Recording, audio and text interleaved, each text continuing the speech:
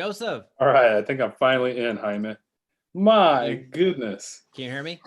I can hear you fine. Can you hear me okay? I can hear you now. All Awesome. right. Hey man, that didn't take Jeez. 20 minutes. Good. All right, so let me explain to everybody who's joining this call what happened. So we're talking about 2021 lead generation strategies in business is what we're getting ready to talk about. Problem was in 2020, we're trying to get ahead of ourselves. My phone, for some reason, kept kicking me off of the live, so I actually couldn't go on live with anybody. So I guess Facebook was like, "Hey, before you go to 2021, let's finish 2020 first." Maybe that's what the issue was. Let's finish how you started, not knowing how to Uh, do lives. oh my gosh, That dude. was it was punishing us. Well, Yeah, I that was was no better, right? Because I didn't know that you needed to turn it before you actually went live. So I learned something new. This is a good opportunity for us. So we already have a ton of engagement over on YouTube. Most of it is laughing at us, but this is Thanks, good. guys. So we have Thanks, guys. they're focused. So I asked the question, what are you going to be focusing on for 2021? Is that Oh, that's nice. what we're going to cover today? And we have some Facebook ads, baby. So Facebook ads baby is certainly what they're going to be focusing on. Facebook ads as well. Um I'm thinking of seller leads. So seller leads and seller leads. So we have quite a few seller leads over there. And the Awesome. other group that I dropped the podcast on, we have what do we have over here? We don't have anything over there because that's not the right group. All right. By the way, if you are joining now, let us know where you're coming in from so that we know where you're tuning in from, and we can talk about different markets as well whenever we're. So if you have questions or anything like that, you drop them in. We'll try to address your questions. Absolutely. Absolutely.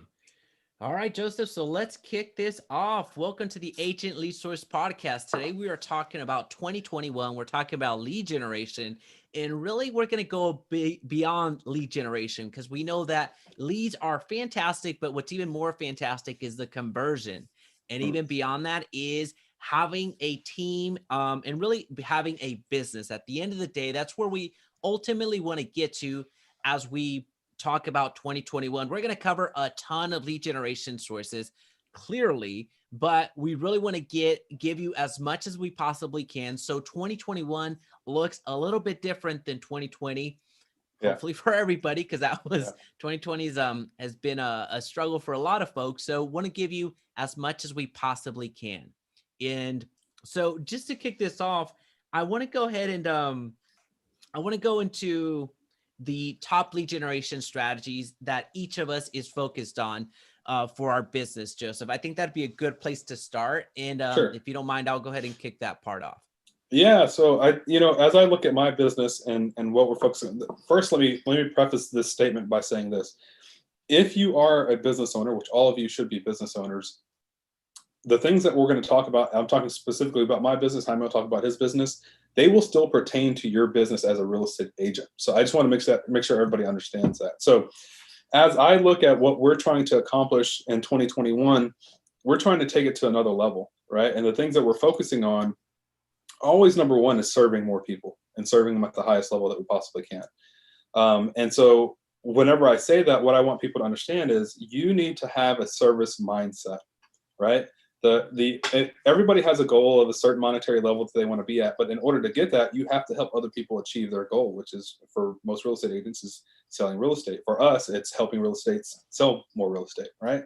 And helping people buy real estate. So as we look at the focus, we're looking at what can we do as a service-based business to amplify what agents are accomplishing by themselves, right? So that's kind of where we're moving our focus to. Now, if we're talking about specifically what platforms, our platform, our bread and butter has been Facebook for 5+ years. We're not going to move away from that, but we are going to start adding other avenues into our business that I think will be highly effective for us. And I think anybody follows both, obviously Jaime will talk about his stuff in a minute, but follows both of us, I think as long as they see what we're doing, as Gary says, don't just watch what we're doing, implement what we're also doing, right? So yeah, that's kind of where my focus will be, is still in Facebook, but amplifying and propping up how many people we serve and how we're serving them. 100%. I'm glad that you went there with the value add first, because Mhm. oftentimes it's the take, Yeah, and not enough give, right? yeah, It's that I want to provide value in theory, but in actuality, that doesn't happen. And I like yeah, how you capped off that initial intro of do as we're doing, if you will, because yeah, there's a reason that we're doing it. Now, we like to give you as much, as being listeners to the Agent Lead Source podcast, what we like to give you as much inside baseball into our businesses. So we flat out call our shots, if you will. So we tell you why we do the things that we do. We give you information on why we're asking for comments the way that we're asking them, why we're going live, why we screw up going live sometimes. But all we the time. go into as much depth as possible, because there's really nothing to hide. If you're looking at us and how we're doing this, it's with a particular reason. Now, going into 2021, as Joseph was mentioning, where he's focused on for his business, where I'm focused on is YouTube. That is something Mhm. that was a focus of mine for 2020. And my goal is, God willing, I will finish that goal. But my goal for 2020 was to do one video per day, every single day for 2020. And at first it was incredibly difficult, and oftentimes it still is, but here we are. I'm about 3 weeks ahead in production now when Love it it. comes to at least videos getting out there. Maybe they're not all edited yet. Actually, they're not all edited yet, but we're pretty close to being a full month ahead. And this is a daily video. So I'm really excited about that aspect. Now, 2021 is going to be more of YouTube, but I'm kind of going the other way on Joseph, where I'm going to focus more on the Facebook side. I'm going to focus more on that side of things, because I feel like that's going to be a bit more now business. And I'm going to really leverage a lot of what I've learned through Joseph, actually, with the virtual assistants. So I can start growing beyond my own capabilities, beyond my own 24 hours. Now, I Yeah. had been using virtual assistants, and I do use them, but not to the scale that is available out there. So just a bit of coordination, a lot of the things that Joseph talks about, I am implementing in my own business. I'm actually sharing, he doesn't know it, but I'm actually sharing a lot of what he shares with me with the agents that I work with personally. So Yeah. his advice is being rippled. It has a ripple effect across the folks that I engage with on a daily. That's awesome. Yeah, and I think that's one of the things that hopefully people that watch this understand from us is we're not we are not so coveted to our ideas that we're putting them in our back pocket and never pulling them out, right? It's like, hey, here are our ideas. This is what we do. Do it, right? Like I'll give people an example of, I'll give people an example right now. I told Jaime and I were chatting just a bit before this call. I said one of the ideas that I told everybody about was, why don't you go out and use the strategy that I use, which is post something that's going to have a high level of engagement, and then once you make that post, let the engagement happen for about 4, 5, 6, maybe 12 hours. Wake up the next day, you have 100 plus comments, 100 to 200 plus likes, and then you post the content that you really want to post, which for real estate agents is going to be a house for sale, or looking for buyers, right? And so I told Jaime about that, and a lot of you that'll probably watch this will be like, damn, Joseph's really good at this, because actually I commented and I liked what he said, and my post was, do you think mindset affects your business? That's on the new agents group. That's the group that we're in now. And then on my personal page, I said, do you think mindset affects your everyday life? And it has hundreds of comments and likes, right? And then I started posting about what we're trying to actually offer, which is virtual assistants to real estate agents that are in a position to do that. And so that's one of the things that I want people to understand is that's how you utilize social media to the level, a higher level of getting business. And that's what Jaime and I, those are the things that we talk about behind the scenes, and then we present here to you because we actually do them, we implement them. So anyway, I just want to make sure I gave everybody an idea of how that process looks and actually truly works, right? And that's again, that's the inside baseball, right? And I purposefully didn't comment because I knew what Joseph was doing. So I was trying to sabotage him. And clearly it worked, right? Obviously not. But no, so that's the type of information that you see what professional marketers are doing. And you may have an idea, but here we are, we're straight up telling you what it is. Yeah. And we're Yeah. not, again, it's not, no one's trying to hide anything. No one's trying to pull a fastball on anybody. We've talked about the origins of this podcast where Joseph and I connected originally. We had enough similarities and enough, enough that we could provide to each other. When it came to this, it formed into the podcast. It didn't necessarily start as a podcast right off the bat. It was just more of a dialogue that we wanted to have because we saw what was going out in the open market, if you will, with the $5,000 a ticket coaching programs that were going out there that were basically regurgitating Joseph's stuff, my stuff. So we said, well, let's just get straight to the consumer. And then lo and behold, we actually got a hold of some Fiverr editors. They edited our thumbnail for our podcast, and then boom, now we have a podcast.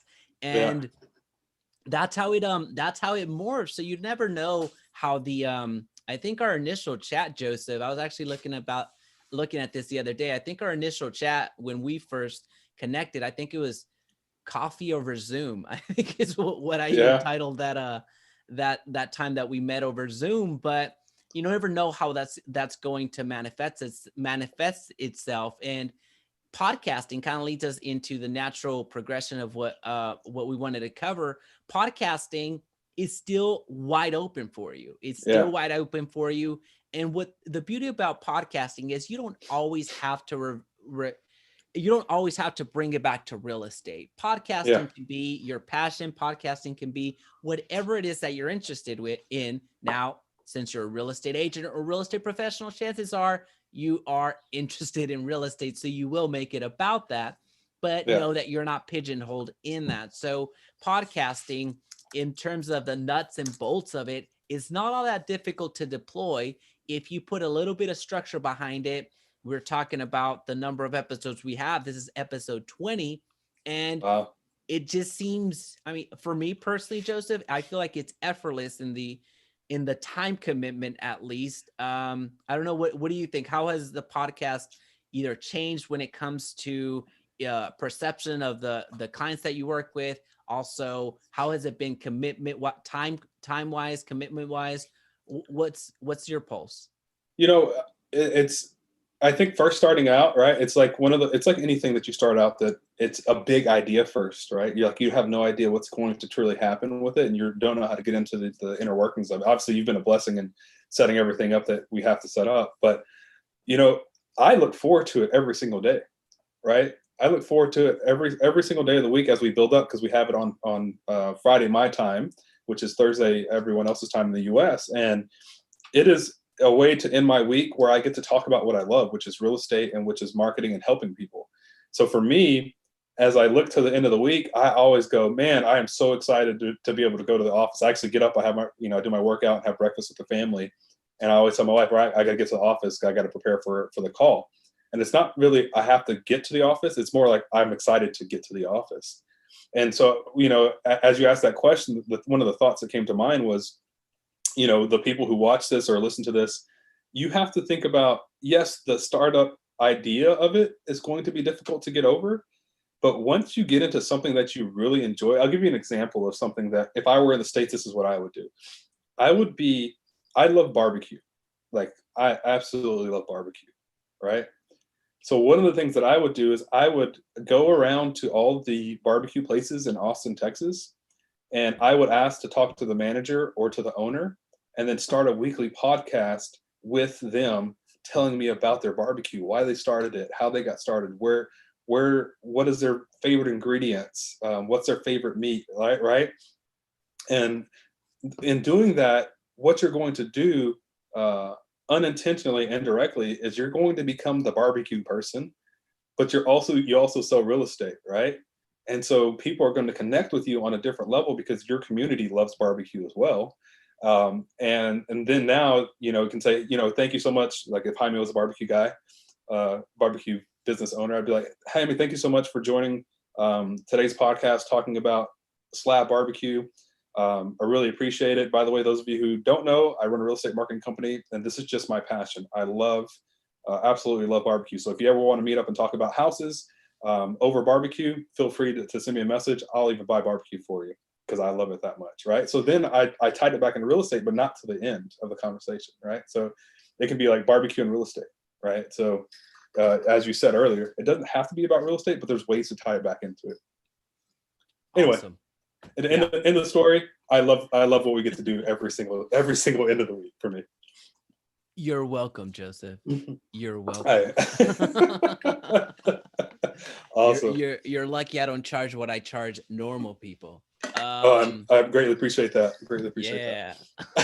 Well, so all right, so kind of unpacking that for a second, because the topic is real estate lead generation. So what you gave there is a level 10, what I call a level 10 when it comes to your marketing. Now, notice that we didn't go directly into the real estate of, hey, run a Facebook ad and all that stuff. Yeah, you can do that all day long, and that's something that has its place, and that's something that Joseph knows well. I know well. I've done 500 videos on Facebook ads on YouTube. So that's that you understand that you have plenty of ad copies on how to do that and other strategies. But what Joseph was alluding to is more of a relationship, something a little bit deeper than a transactional lead. Somebody that sees your ad, clicks on it, gives you their contact information, you're calling and following up. So what Joseph is giving you is something, almost permission to do something outside of real estate, where you're talking about the restaurants. Well, you put a series or a season of podcasts together, 10, 12, 15, 20 episodes. What did you just get? You just gained a network of 20 business owners. Yeah. That's powerful. Now, what did you also obtain? You obtained other friendships and other relationships outside of the business owner. You're talking about managers, you're talking about employees, you're talking about an expanded network. So being conservative, you're talking about, let's just say each one of them, you form a relationship with 3 of them, right? Yeah. From each location. So let's just say 20 business owners, you add 3 employees, regardless of where they fall. So you're looking at 60 folks. But what did you also do? You tapped into each one of their networks, because whoever you put on, either if you decide to do the simulcast, which would be a fantastic idea, where you also get YouTube content, what did you also do? You also have some other champions of your podcast and your YouTube channel at the same time. Who doesn't like seeing themselves on what they're going to think is TV? Who wouldn't go out and promote, hey, this is an amazing podcast that I had with Joseph or Jaime. Hey, listen to it. This is where I tell my story of how I started the restaurant. And you insert restaurant, you can change restaurant, not to take Joseph's example away, but you can insert the school districts. How important is a school district? How important is these schools whenever you're showing homes, right? So you can have conversations with the principals, the superintendents, the administrative staff is so influential. We often overlook that. How many conversations with parents do these administrators have? That is powerful. So coming back full circle, the podcast, the YouTube, you can tie it in with content, and don't let the example that we're giving you fool you. Only because you're not talking about real estate 24/7 doesn't mean that people won't know that you're in real estate. In fact, I would argue that it's better that you're not talking about real estate 24/7. Because real estate, how often are they going to buy? 1 out of 7 years. So statistically, that's what it ends up being. So you're talking about other items where people would be interested outside of their buying window. So the only time somebody becomes interested is when they want to know the interest rates, because they're ready to buy, how much down they need, if their credit ready. Now I'm ready to go look at homes. So all that to say is fantastic example, Joseph. Well, let's take it a step further, right? You know, Jaime, I can't like, as you talk and there's ideas coming in my head, I can't not present the ideas, because I think that they're very easy to implement, right? So one of the things you said was, if you're doing multicast, right, you put a camera up cameras recording you and your other party that you're interviewing. Now take it a step further and imagine this. Imagine that this person that you said, and you said this just a minute ago, they want somebody to see their story, right? So what you do is you have your team, or you do it yourself. You splice the video where it needs to be spliced and all that stuff, and you put it on your YouTube channel with your links to your real estate page. And then you go back to the business owner and say, hey, I'm going to do this. I'm going to put it on YouTube. You don't have to say where. Like if they don't have their own YouTube, you're like, I'm going to put it on YouTube, right?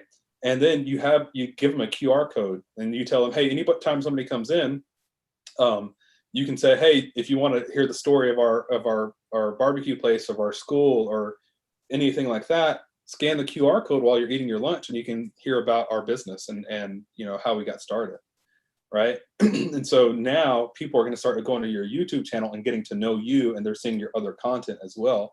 But that relationship, as Jaime said, has allowed you to go in and build on top of the relationships that they already had, their network. You're starting to get some of that network.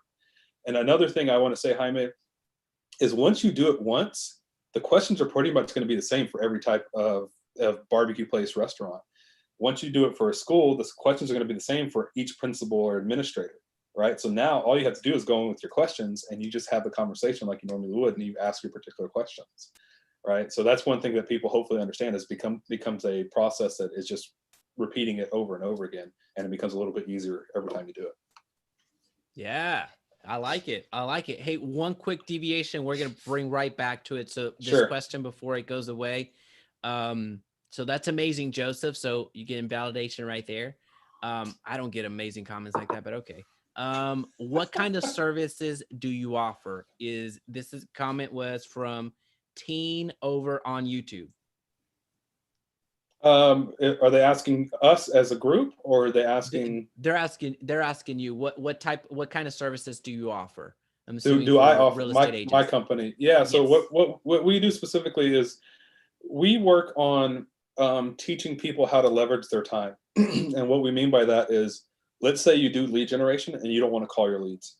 Then we put a VA in place to call your leads and set appointments for you. Or let's say you're busy enough that you're like, I want a full-time assistant. Then we go out and find full-time assistants for you. We have, like I said, we have about 10 on our team. And those full-time assistants, we train them to do the stuff that we do, which is lead generation, follow-up, appointment setting, right? And so that's what we actually offer in our business, right? I don't talk about it a lot on the podcast because I don't, that's just not something I don't pitch like crazy like that. But if anybody asks, in a nutshell, we offer high-level virtual assistants to help grow your business. And I'm not going to talk about validation of how that has worked out for some of our agents, but let's just say I'm not going to tell numbers, but somebody did really well. They posted the other day, and it's pretty awesome. So anyway, in a nutshell, we offer high-level virtual assistants. Bam. See, I had no idea. That's hilarious. I'm kidding. No, so thank you for the question. Again, I don't know why, but these comments it's crazy. It's just, it's flashing on me. So I paid the light bill. I don't know what's going on. But anyway, so I want to make sure I got that in because I didn't want to lose that comment. Now, yeah. Los Angeles. So we have people from Los Angeles, San Diego. So let us know where you're listening from tonight. Sunny weather. And if you're around here, in our time zone, where you're listening from tonight. If you're somewhere else, then let us know if it's the day. So let us know where you're listening from. Also, where you're focused on for 2021. That's very important. That's the topic of our podcast today. So as a quick reminder, if you're listening to this on Apple Podcasts, we will always take your 5-star review. And if you have anything below that, we will always say, don't review us. So outside of that, let's move on to the next lead generation strategy. But before we even go there, I want to talk a little bit more about the business owner just conversation that we were having, Joseph, because we talked about prior to the call, we were talking about, well, let's cover YouTube, let's cover Facebook, let's cover Google, let's cover the platforms that we ourselves are focused on, and we're coaching agents on, to focus on so they actually see results. But I wanted to talk about the business ownership side of things because I feel that many of us, myself included, I'll go ahead and include myself, Sure. we don't necessarily have 5 years of experience. We have 1 year repeated 5 times. Mm. So what I mean by that is there's been certain years, and I'll go ahead, again, I'm raising my hand on this. There's been many times where I feel like the same year was just repeated. And Yeah. just give you exact numbers, 2017, I feel, was the same as 2018. Yeah. 2019, I feel that it was a little bit different. So I feel like that was another year of experience. And then 2020, I feel like it was a legitimate business ownership year where I did feel that there was some momentum growing and growing and growing because of that leveraging. So I want to make sure that as we go into 2021, you start thinking a little bit different where you're not repeating the same 2020. Let's hope you don't repeat Yeah. 2020. Yeah. Hopefully not. That you take what happened in 2020 and then improve upon it, because at the end of the day, you want this to be a year that you add to your experience, not just another year happening to you in 2021. Does that make sense? Yeah, no, I think that, as we talk about this, y- a lot of people who get into real estate see their brokerage as their employer, right? And it takes a while for for most people to realize their brokerage is not their employer. Their brokerage is just the person who happens to hold the brokerage license. You are your own employer. And yes, you do pay. Let me give you an idea of how you have to think about this. Tell me, if you've been employed before, how many times have you paid your employer to give you a job? You don't, right? The Mm. employer usually pays you, right? So you have to start thinking differently as a business owner, going, this is my business. I'm running this business. The broker is helping me in some things, but they're not employing me. So you have to think, how can I continue to improve my business that I own each and every year? And if you're only thinking of transactions as part of the business, you're missing out on a lot of the things that will improve your life, your business life over time. And I think a lot of people miss out on that because they're expecting the broker to do so much when the broker can only do so much, right? They're not doing all the things that you may want them to do, but just keep in mind it's your business. So you can't rely on them for everything. So hopefully that makes sense to folks. That's a great way of putting it. That honestly, I hadn't even thought about it that way. Of how many times, well, when do you pay for that? Yeah. When you've been employed, when do you pay for the privilege of, well, I'll, I'll, I'll backtrack. It is a privilege to be employed, but when Yes. have you paid, right? Yeah. That's a great point. That's a great point. Hadn't even thought about it that way. So this industry is interesting in that regard. Yeah. Yeah. You're paying somebody to work, right? It's very interesting. Well, with that being said about, paying somebody to work, oftentimes when we're looking at taking that next step, whether when you're, let's just say you're at 20 homes trying to get to 40, when you're at 50 trying to get to 60, whatever the number is, or whatever it is that you're doing, whenever you're taking that next step, it can be a bit daunting because with that next step generally involves a cost, Yeah. generally involves an expense. But what I want to, what I really want to drill down on is maybe the word cost, maybe the word expense is the wrong way of approaching it. I think that Mm. if you reframe your mind and think about seeing it as an investment, Yeah. then we're having a different conversation. So if you're making an investment in a virtual assistant, that's different than adding another cost. If Correct. you're seeing either the education program, if you're seeing the software that you've been delaying in getting because it's going to be $500 a month, what have you, whatever it is in your business, you know that better than Joseph or I, Yeah. whatever that is, maybe we shouldn't be seeing it as an expense. Yeah. Now, if it adds no business, if that adds no value to your business, then maybe it is an expense. Yeah. It's Yeah. not necessarily an investment, but only you're going to be able to answer that. You're going to be able to determine if it is truly an expense, i.e., doesn't add value to you, or if it's an actual investment that's going to give you your time back or give you just a return from a monetary perspective as well. So I think that we need to be looking at our business in 2021. Again, I'll raise my hand on this, more looking for investments rather than looking at things as expenses or costs. Yeah, yeah. You, I made a rule for myself whenever I got into real estate and got into the side of the business that I'm in now, which is everything I spend money on needs to have a return, right? So I can actually quantify the majority of things that I own in my office and what that return looks like, right? So like we're talking about cameras, which I absolutely love, and Jaime and I have talked about this. Those cameras have allowed me to create videos where I talk directly to people, and you can do the same thing in your real estate business. Those cameras return, I can't even tell you the amount of money they return because people get to see my face, they get to relate to me and know who I am, and then they decide if they want to work with me, right? So our CRM system that we use, it allows me to track all of our clients, reach out to the clients, and do all these things. So that and itself allows me to track and say, okay, this CRM, yes, it costs me, I think $300 a month or something like that, plus other fees. That CRM has returned me X amount because now we can track what our clients are doing, right? So everything that you're investing in, you need to look at and write your numbers down to see what that investment should be returning back whenever you're calculating your numbers, right? So everything you buy needs to have a return, specifically in your business. Everything else I can't 100%. tell you about. It's your personal life. Yeah. And what's also important to remember, although we're not tax professionals, a lot of this is tax deductible.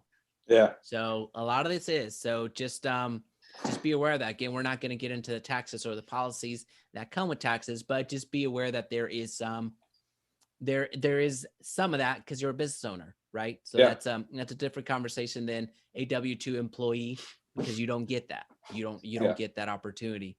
Now, I wanted to bring in just one brief thing because it just happened yesterday, Joseph, Okay. when it came to a big shift in YouTube. So we've Mm, talked about YouTube in the past. We've talked about YouTube ads. We've talked about YouTube organically.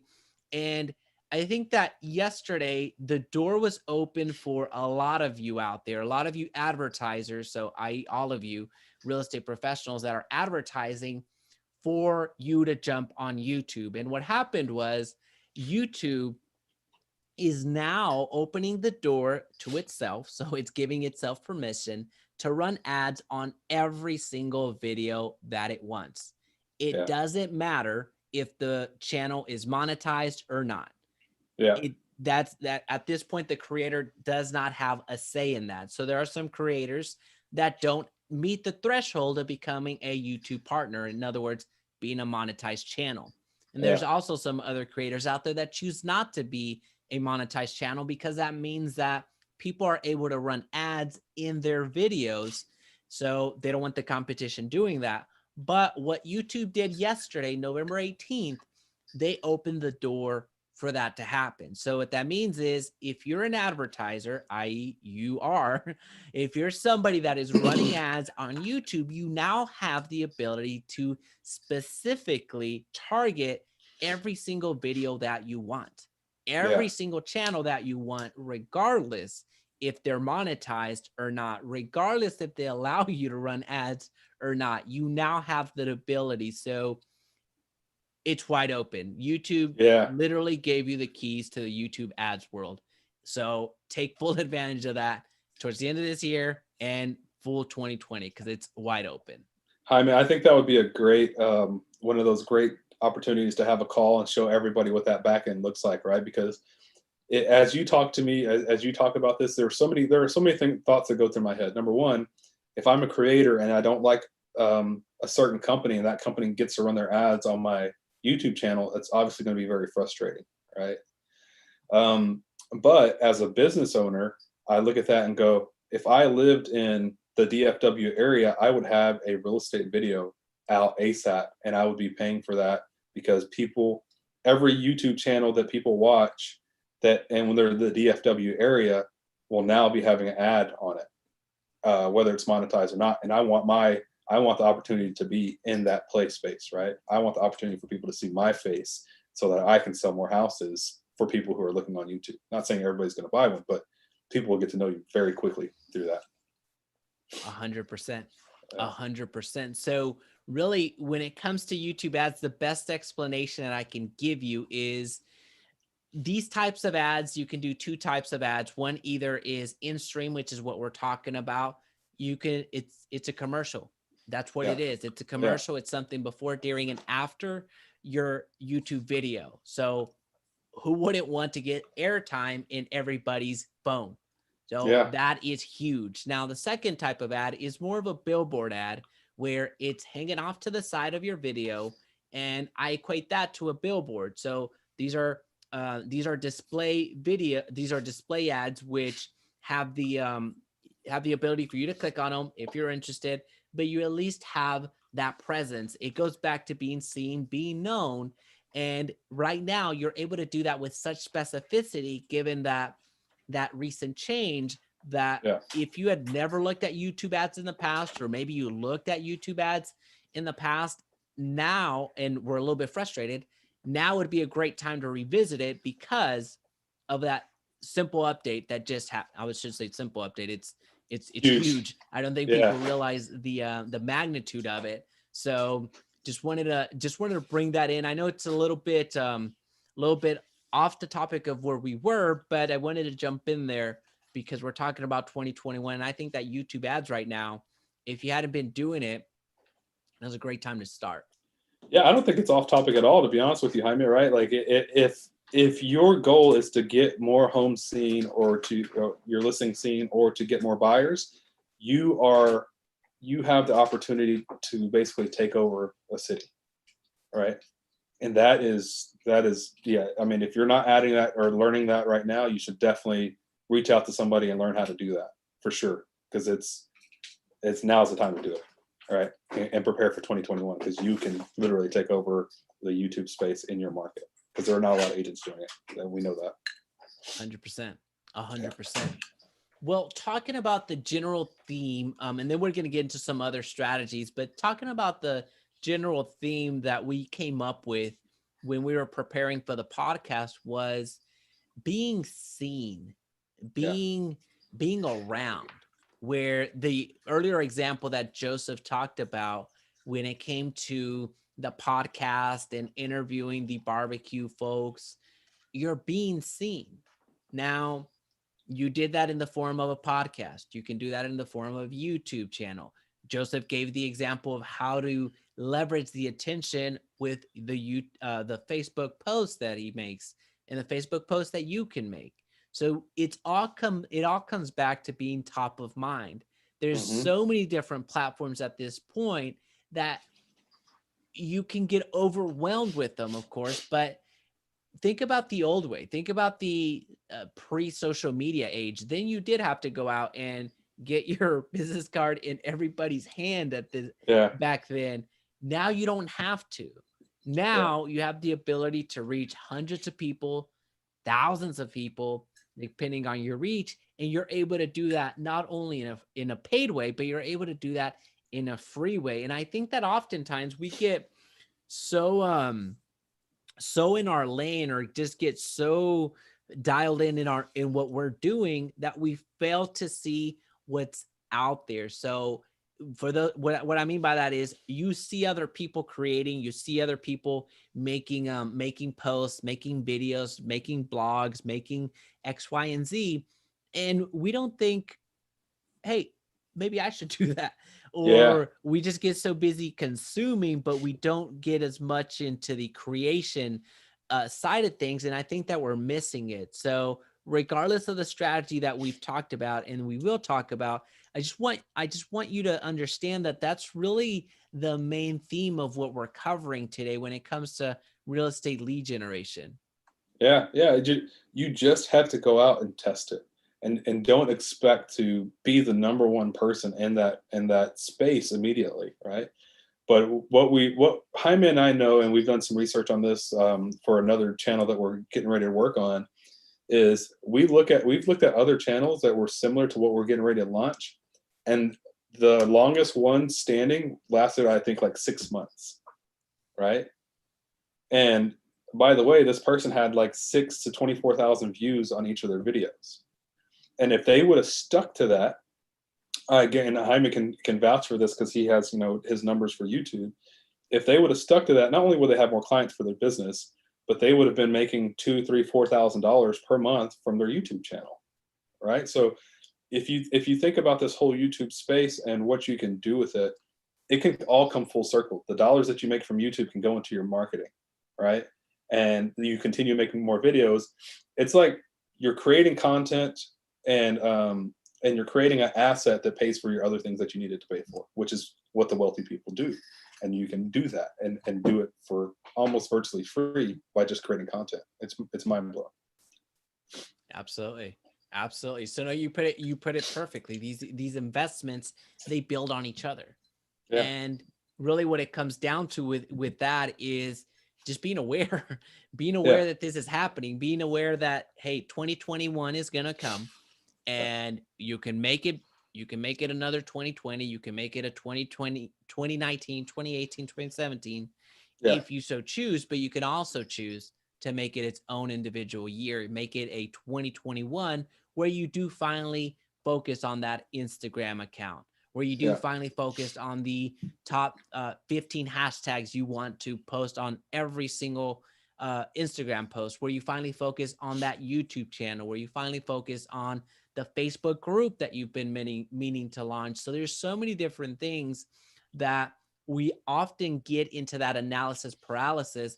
I was yeah, talking to you about this before we came on, Joseph, that, oh man, I got to do this, got to do that, got to do that, got to do that. And yes, while that's true, it goes back to the whole being a business owner, delegating out what really shouldn't have my attention to begin with. So it's that whole I have to. In reality, no, I don't. I don't yeah, have to. yeah, I have the resources, thankfully, to have somebody else make it their have to, or else yeah, there's going to be issues. But yeah, so it comes down to being aware and taking the necessary steps to strategically implement whatever it is that you want to do, whatever it is you want to do. yeah. Yeah, I think that's one of the things that people miss it is all these things as you look at business, they all relate to each other. And you just have to figure out how to make your circle close. And what I mean by that is your time investment needs to make money. Your money investment needs to create more time for you, or create more leverage for you, so that you can then take that information and delegate it to somebody else to do that work for you, right? So everything that you're doing needs to come full circle so that your business continues to grow, which goes back to our one of our original points is you're not an employee, you're a business owner. So make these things all work together to support what you're trying to do in your business. Yeah, yeah. And well, shifting gears, going back to the conversion conversation, which is really kind of everything is circular. Everything is circular. So if you've listened to this podcast more than once, thank you. Thank Yeah, you. yeah, thank We you very really do much. appreciate it. But you've heard about Google My Business. You've heard about Google Ads. You've heard about YouTube ads, YouTube, Facebook, Instagram, Facebook groups, Facebook Marketplace, Craigslist, blogging, so many different more Yeah, strategies. So as far as lead generation strategies, you have them. If not, then I welcome, like we have an entire library on the yeah, Agent Lead Source podcast. So I encourage you to go back and listen to the topic that hits closest to home. If you're in video making, then go and listen to our YouTube podcast about that. But getting to the point, conversion is where 2021, I'm going to invite you to make conversion your theme for 2021. yeah, Really focus on that conversion, because I don't think that many real estate professionals have a lead generation problem. I think that many yeah, agents do believe that. I do I do I do believe you when you say that, but I don't believe that that's actually the case. yeah, I believe that yeah, it's more of a conversion issue. And if you can solve for that either through a virtual assistant or through you actually implementing the steps, as Joseph was talking about with your CRM, your emails, and your texts, and creating a system for follow up, I think you're going to be so much more well served in that investment than actually buying. I'll even say it, even buying one of my courses that teaches Yeah. you how to do lead generation. You're going to be more well served on focusing on the conversion side than the actual lead generation side because you don't have a lead generation problem. Yeah, I'm actually making a post here, Jaime, because I'm all about like understanding the psychology behind the things that we talk about, right? And in business. So I'm actually posting in the group, and this group has 50,000 people that we're in currently. And the question is, do you think most agents have a lead generation problem or a conversion problem, right? And it's going to be interesting to see what people say because this is a new agents group, and we want to see, what their thought process is, and then I'll ask more questions later. Looks like I've hit my limit on posting, so I can't post that right now. I'll post it tomorrow. But those of you who know Too me know successful. I'm like very, very active on social media. I'll But ask it. go ahead, yeah, So, go ahead and ask it, Jaime. The question is really simple. Do you think most agents have a lead generation problem or a conversion problem? So we're going to do this live, and we're going to let people start commenting. And if you don't mind, Jaime, tagging me in the post, that'd be awesome. absolutely. And so, as we look at this happening, folks, as you're watching this, I think it's going to be very true because I would say the majority of people that I've spoken with that are in the marketing space, what we understand is we can generate 300 leads, right? And then the question or comments that we usually get back are these leads are crap, right? It's like, okay, I'll give you an example of one of these conversations. One of my partners slash marketers, he called one of our team members who is one of our clients and said, have you called your leads today? No, I haven't. Okay, cool. Well, you're supposed to call at least 5 to 10 leads a day, right? At a minimum, because we're generating leads for you and you have this database of leads.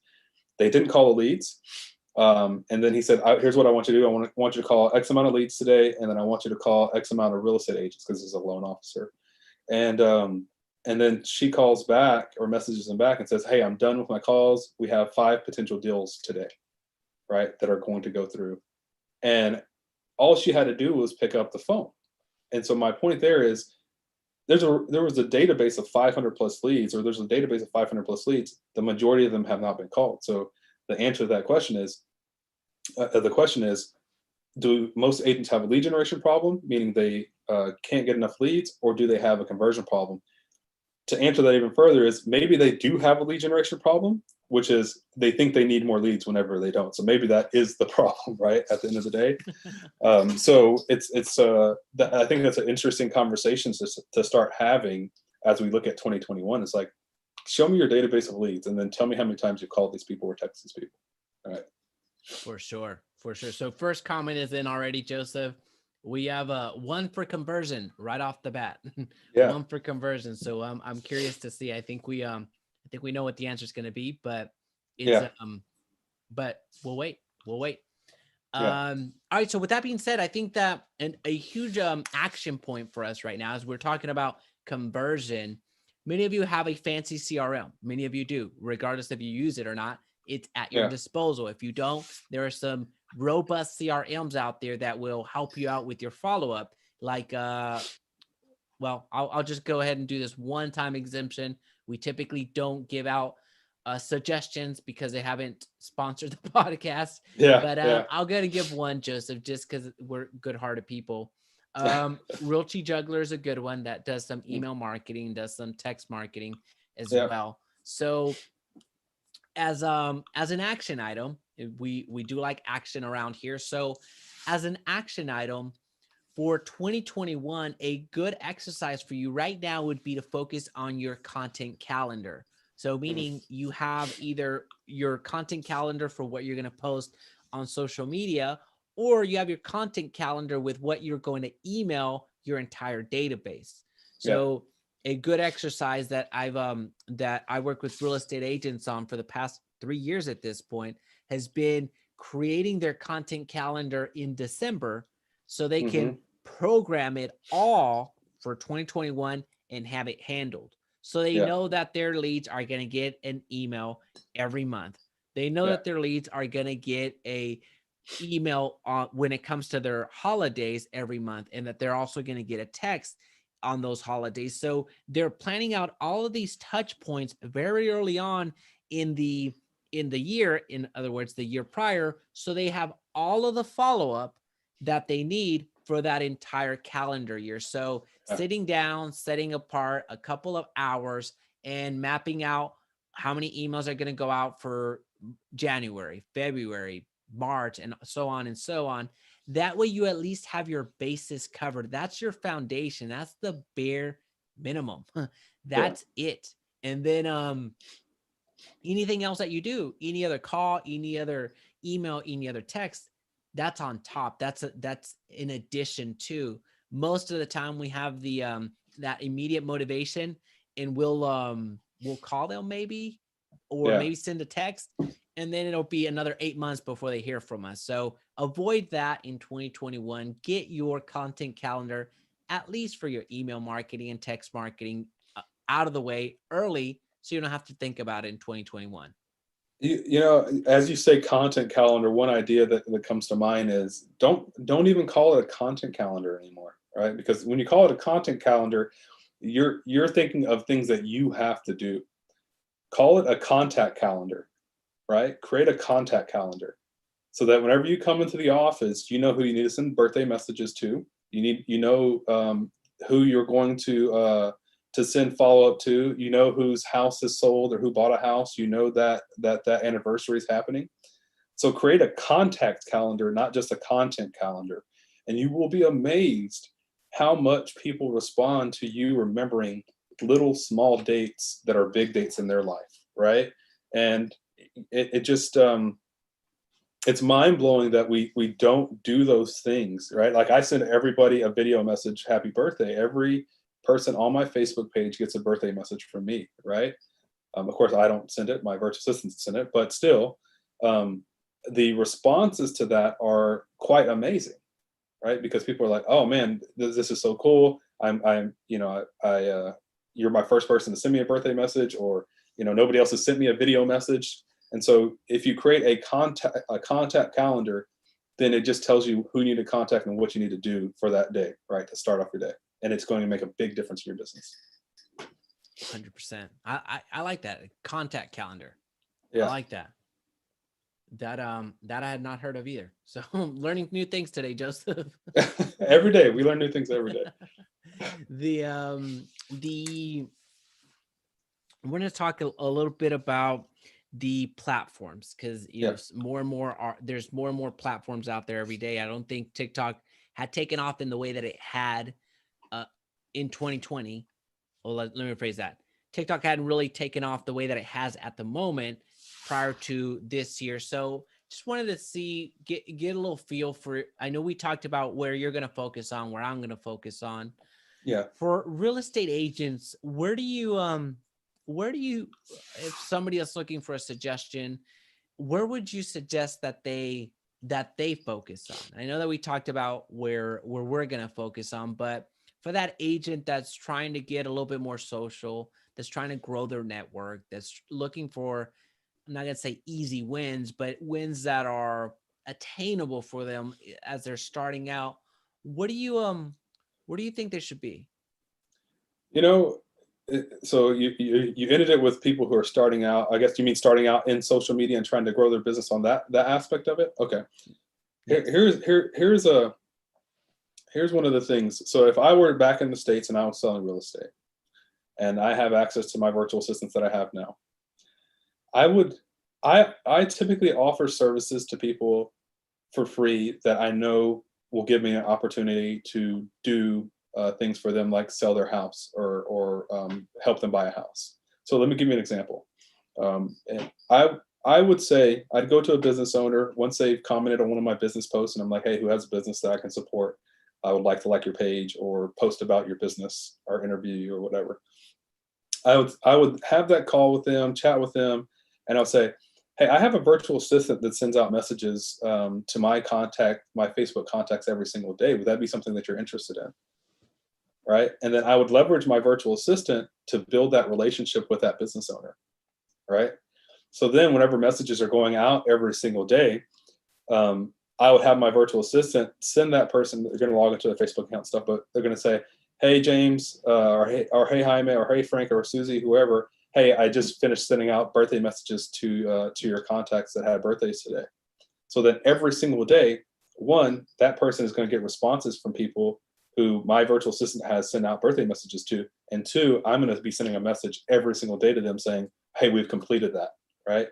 So for me, you always have to think of serving people first. And if you can serve them, then they're going to return the law of reciprocity is typically they're going to return a favor to you, right? Even if that's not what you're searching for, that's just the law of reciprocity. So if you have more time than money, that might be something that you physically do yourself, right?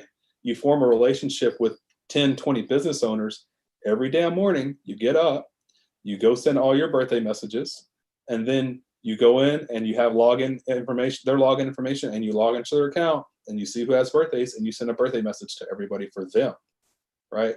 And it's going to take you 20, 30 minutes maybe, but the relationship and gaining their network is going to be exponential compared to not doing anything for them at all. So that's one of the things that I would say, Jaime, is understand how to build relationships by serving people if you're getting started in social media. And that's going to grow your business because people appreciate people who help them. And also people want to help people who help them. That's how life works, right?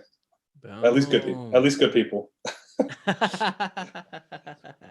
Yeah, you don't want to associate with the other people. Yeah. That doesn't work as well. I like that answer a lot, Joseph. Let's dig into some questions real quick.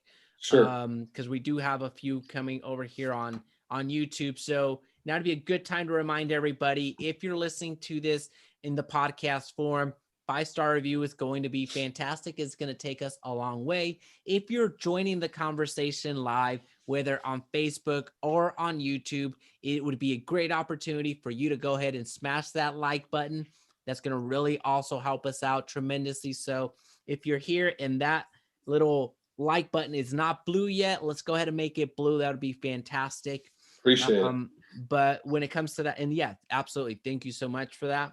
Now, to join the conversation, we are here on Thursdays. Now, we'll let you know about if next Thursday is going to happen because of Thanksgiving, but we'll make sure that you're updated in that regard. But generally, you will find us here at 8 p.m. on Thursdays. So whether that's on the Facebook groups and you'll find us, or here on YouTube, you're also going to find us there in that regard.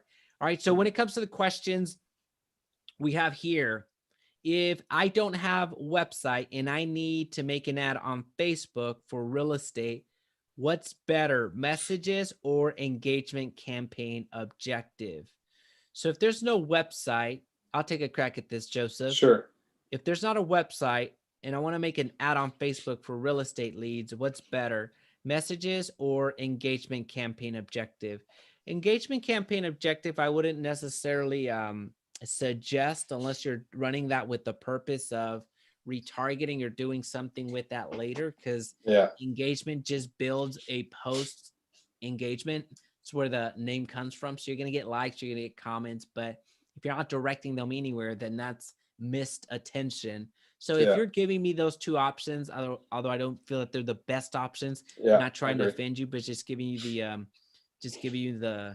my opinion. So I would go, if you're giving me those two options, I'm going to go with messages. Now, if you wanted to, if I can inject another option, even above messages, I would suggest a lead generation campaign, because there you don't have to worry about an external website outside of the privacy policy. Yeah. So that would be my opinion. What do you think? Yeah, no, I was, as you were saying that, I was wondering if you were going to go there and be like, those two options are not the best options. And lead generation, as far as like getting a person's name, email, phone number, is going to be your best option. And the person asked the question if they were going to do Facebook ads, right? The whole purpose of doing Facebook ads, if you run a real estate business, is to get leads. It's not just to build your persona, especially if you don't have a lot of money to throw at an engagement, right? It's not going to do anything. It's not that it's not going to do anything. It's not going to do a lot for you as far as building your business immediately. The other thing that, and I'll give somebody, whoever asked that question, one of the things that I've seen be very effective is maybe you don't have a website, but you do your lead generation campaign gather their information, and then you send them to your business page, right? Or send them to a particular Facebook post on your business page. You're doing two things, and a lot of people don't think about this. You're doing two things. One, you're capturing the information you need to capture to be back in contact with them. And by sending them to your business page or to a particular post where you're talking about, hey, my name is so-and-so, I do real estate, this is what I focus on, blah, blah, blah. You're now sending them to your page where you can retarget them, right? So you don't even have to send them to a website. You can just send them to your business page and to a particular post and let them know you.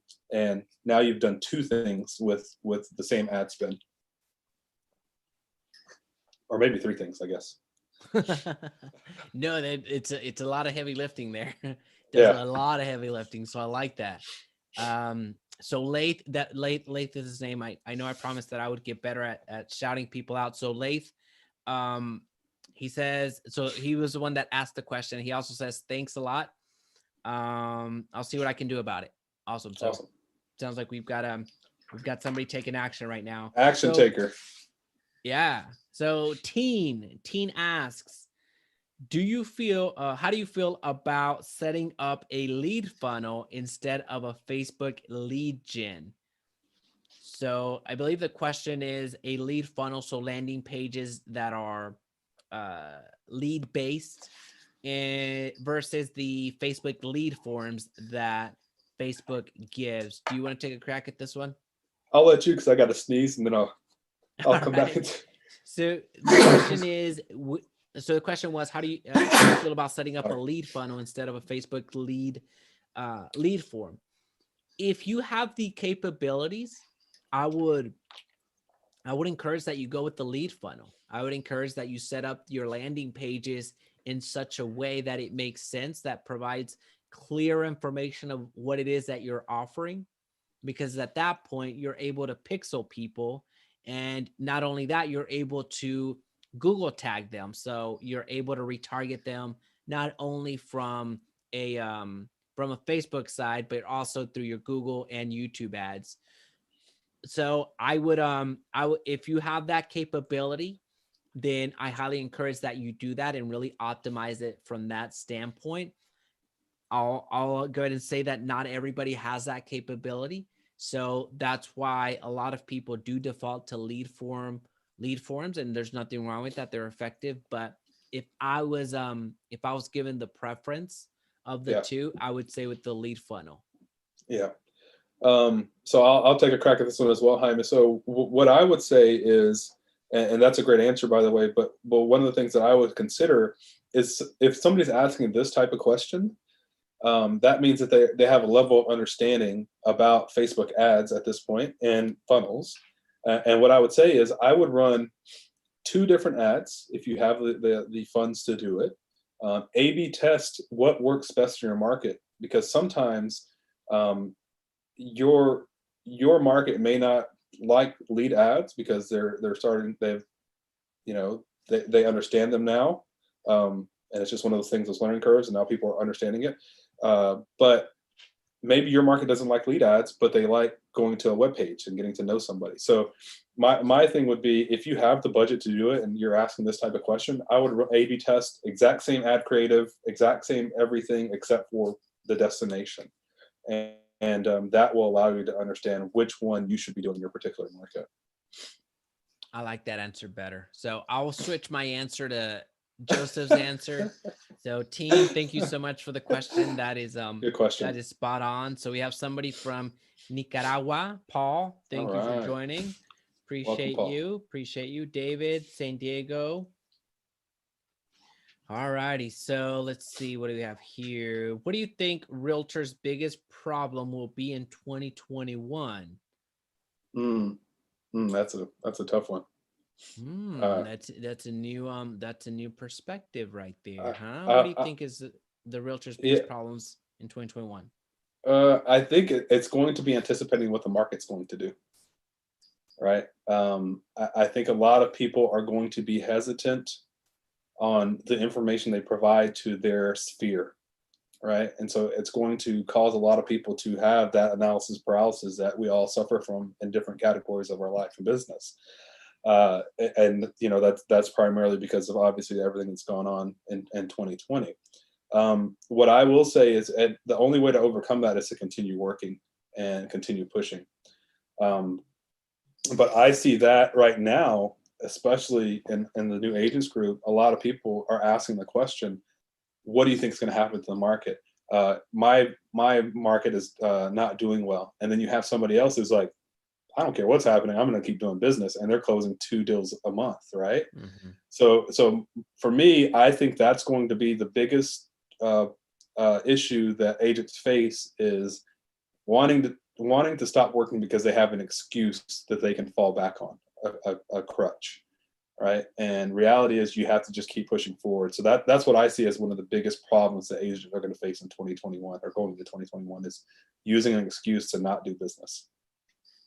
That's a great answer. That's a great answer. So I think the biggest hurdle, the biggest problem for agents in 2021 is going to be deciding what headshot they should use for their business card. Use the same one they've been using for 20 years. That talking about? I'm sorry. That was low hanging fruit. So Oh man. That's kind of like that's a joke, obviously, but that's a inside joke where Joseph and I make we have a lot of laughs at those types of posts. Sorry if you're the agent that does that. So not casting we stones still love directly you. at you. We still love you. But we just You may hate us, but we still love you. Yeah, you may say, well, wow, these guys are jerks. Let's go get that 1 star, right? Don't be like that. No, I think that for one, I kind of have to double down on what you mentioned, Joseph. I think that focusing on the externalities, I think that's gonna cripple you. I think that focusing on who won the election, focusing on what the market is going to. I mean, there's an element of you need to be aware that, so you can know how to pivot if the short sales are coming back, all that fun stuff. But I think that we put so much focus and emphasis on the outside that we fail to really focus on the inside and really either make that call, send that email, send that text, and make that post. I think that we just wait so much on the externalities and allow those to dictate what we're doing. So we're the drivers of our own car. We're the ones that are driving this, right? So we're the ones that make the decision. And I had a conversation with an agent, actually it was this morning, where they were really focused on their brokerage brand. And I was in one of those things that they were focused on. Well, if I change my brokerage, I lose that brand recognition that I was like, well, I mean, I mean, they'll know you, but if you feel that the only reason that you're getting business is because you have I'm not going to mention the brokerages, but if you feel the only reason that you're getting business because of the brand, then you have very little confidence in yourself. Because if you feel that it doesn't matter which brokerage that you're with, if you feel like the moment that it changes, you become less of a person, then that's just you're relying too much on that. Yeah, you're relying too much on that exterior factor. 100%. So yeah, just focusing on the externalities too much and really not making a decision, not making a strategy, and just not allowing yourself to be in control, if you will. We can control certain things. We can't control everything, but certainly you can control that aspect. Well, let me add on to your point there, Jaime. So, again, being a data person and asking questions of the group to get an idea of where people's mindset are in the industry. Last year, I made a post, and I'll mention this guy's name because I actually really, really enjoyed chatting with him. Jason Morris. He runs a real estate group called, I think, Real Estate Agents That Really Work or something like that. Anyway, in that group last year, I said, the question was, do you think your brand you sell houses, or do you think your brokerage's name sells houses? I can tell you that 95% of people said the brokerage does not matter. 95% of them, right? And you probably go find that post in that group, and you will, like, very few of them were on the fence or on the side of the fence that was, yeah, my brokerage really, really means, the name of my brokerage means so much to my clients. And typically the people who are of that category of believing that are older, right? And that's not to knock any older people who are watching this or listening to this. That's just how the mentality has been and was, right? And what they don't understand now, it's because it's so, a lot of the stuff is so new that they can't keep up, that they are their brand at this point, right? And so the brokerage, no matter who they go to, as long as they can show the numbers are the same, people just want to work with you. They don't care about your brokerage. 100%. 100%. So we have Cali Life Realty, as always, killer info. Guys, thank you. Thank you. So we have another question. Teen, what is the best email follow-up sequence software in your opinion? Joseph, do you Oh, have an opinion? oh man, that can vary so much. I think it's going to depend on what you want that email software to do, right? Like, do you want it to? That's such a loaded question for me, because I don't want just an email software system. I want my software to be able to send text messages. If somebody opens email, it's like, hey, was just thinking about you. So as soon as they open the email, it's like, boom, sent you a text message, and they're like, oh man, I just opened your email, right? Like, so What? what? So I want to answer that question to you, is there's so many out there, so many companies out there. I think you just have to find the one that really resonates with what you're trying to accomplish, and that you're going to use. And you won't know that until you trial some of them, right? I have my pick, but it's more expensive than most people. But I run a different type of company than just real estate. But we give that to our real estate agents, right? Yeah. Yeah. I'll I'll I'll refrain from going a little bit too deep into that question. So Yeah, I'll just give some names out there, and if you know their sales department, let them know that an yeah, invoice is coming, yeah. because I don't know why we're doing this, but I'll go ahead and give them the if we're talking about solely emails, we're talking about Mm, solely emails, not factoring in the business, because I like the angle that you took, Joseph, and I fully agree with that. If we're just talking about emails, then I would say Active Campaign and Aweber for my money. yeah, yeah. Those would be the I've had top two. I had Active Campaign for like 2 or 3 years, until I got this other software that does pretty much everything they do plus more, right? So, Yeah, but Active Campaign is a great place to start because of how cost effective it is. for sure. For Yeah. sure. All righty, Joseph. As we get ready for the dismount, because at some point we have to dismount, right? We can't go all night. As we get ready for the discount, 2021 is very, very close. Mhm. And Mhm. we've been talking about real estate lead generation strategies. We talked about podcasting, we talked about Facebook posts, we talked about YouTube, we talked about being seen, being known, we've talked about conversion, we talked about being business owners. So we've been in a lot of different places. So as we get ready for the dismount, I wanna leave with some parting thoughts, and I'll go first on this of how to look at 2021. So basically, it's what are some what are some thoughts to take into 2021 when it comes to, for me, I'll focus on the real estate lead generation aspect.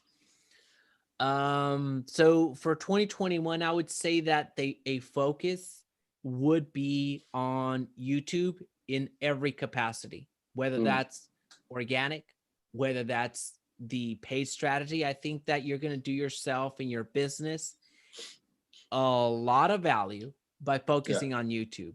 Whether yeah, you do the daily uploads, weekly uploads, monthly uploads, that's one way. Whether you go live every other week or every week, or go live during your open houses, start getting an audience, that's another strategy. Whether you run the YouTube ads that we talked about a couple of minutes ago, I think that really investing in YouTube, really investing in YouTube, not seeing as an expense, not seeing it as a cost. So we're talking about in the future getting your lighting right, getting your webcam, getting your camera, getting your YouTube gear. I think that it's an investment in your business that, in all honesty, you're not going to see it in January.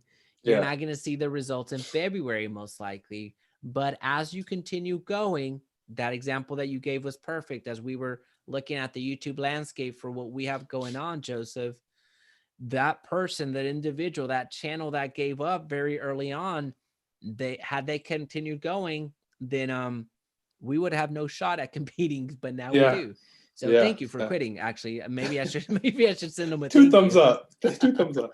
Yeah, I'll give you a like on that one.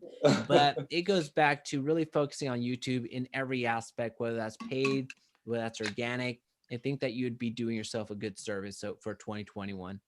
Yeah, that's good. For me, and what I would, so I agree with Jaime. Like that, obviously, speaking with Jaime and talking with Jaime and doing this for the past 20 plus weeks now. One of the things that I've garnered from Jaime is understanding how YouTube works and the possibilities with YouTube. So 100% agree with that. The other part that I want people to understand is organically, there's so much that you can do in business to grow your margins exponentially, right? And I want people to understand that if you just put in the work to build these relationships, to reach out to business owners, to reach out to people in your market, there are this like these small things that you can do organically that can grow your SOI sphere of influence, and your relationships to gain more business so fast. And I'll give you an example, Jaime, because I can't end the call without giving another example. I want to grow my Instagram account to 10,000 followers, and people are like, "Whoa, that's crazy! How are you going to do that?" Well, because I have virtual assistants, my virtual assistants, we have a group of 50,000 people that we're talking to right now. So I need a percentage of those, a fifth of those.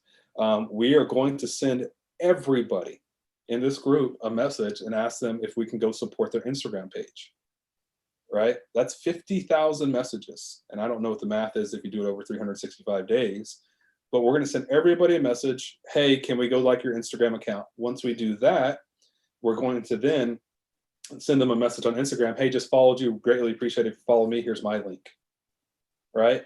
And so people are like, well, why would you do that, Joseph?